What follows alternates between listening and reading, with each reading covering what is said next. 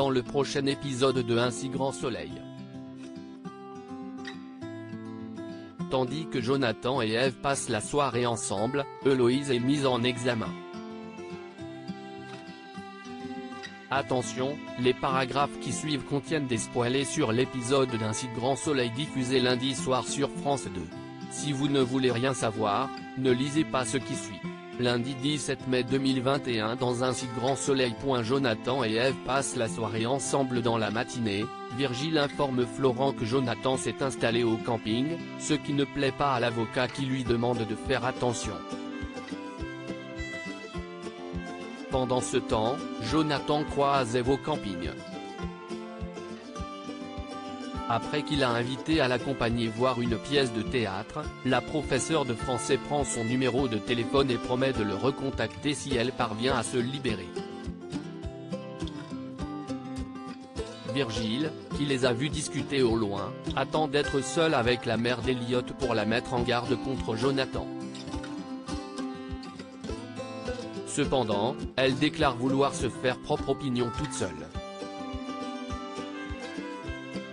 Non loin de là, Victor a lu attentivement le projet de Jonathan et se montre particulièrement optimiste pour la suite. Heureux d'entendre que son idée est viable, Jonathan se remet immédiatement au travail. En servant Alain et Elisabeth, l'ancien détenu indique qu'il est entrepreneur. Charmée par son côté rafraîchissant, la femme d'affaires lui remet alors sa carte et insiste pour qu'il lui envoie son projet afin qu'elle puisse le lire. Par la suite, Jonathan se rend en prison pour rencontrer son ancien codétenu avec lequel il semble monter la ressourcerie.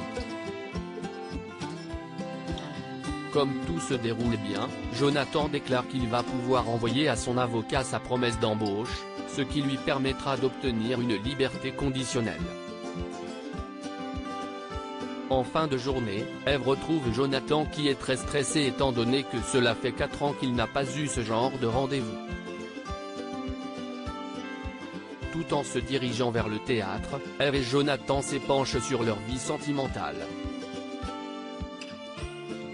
Héloïse est mise en examen. La juge Alphand met Héloïse en examen pour le meurtre de Maria.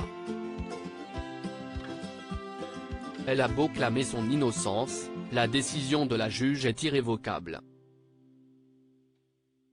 En parallèle, Dimitri rapporte à sa fille que la suspecte a été mise en examen.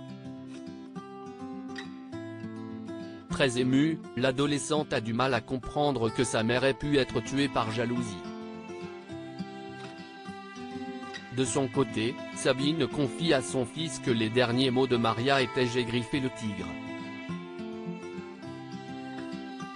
Dans la mesure où cela ne fait aucun sens pour elle, la professeure de maths n'arrive pas à déterminer s'il s'agit d'un souvenir ou d'un rêve. Au commissariat, Maître Levard, convaincu que sa cliente est innocente, encourage Yann à poursuivre l'enquête sur la mort de Maria afin de trouver le véritable coupable. La nuit tombée, Sabine contacte Yann et lui fait part des derniers mots prononcés par la défunte.